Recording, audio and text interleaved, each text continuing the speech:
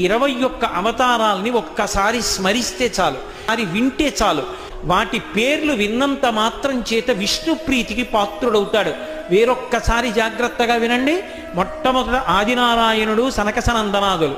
దానితో వచ్చినటువంటిది యజ్ఞవరాహావతారం, తర్వాత నారదుడు, నారదుడి తర్వాత నరనారాయణుడు, అయినటువంటిది కపిలావతారం, దత్తాత్రేయావతారం, దత్తాత్రేయావతారం తర్వాత యజ్ఞావతారం, యజ్ఞుని యొక్క అవతారం తర్వాత వృషభావతారం, వృషభావతారం తర్వాత మృదుమహారాజు గారి అవతారం, మృదుమహారాజు గారి అవతారం తర్వాత వచ్చినటువంటి అవతారం మత్స్యావతారం, తర్వాత కూర్మావతారం, తర్వాత ధన్వంతరి, తర్వాత మోహిని, తర్వాత నరసింహుడు, తర్వాత వామనమూర్తి, తర్వాత పరశురాముడు, తర్వాత రాముడు, తర్వాత రామచంద్రమూర్తి, తర్వాత బలరాముడు, బలరాముడి తర్వాత కృష్ణ భగవానుడు, కృష్ణ భగవానుడి తర్వాత అవతారం బుద్ధావతారం, తర్వాత కల్కి అవతారం.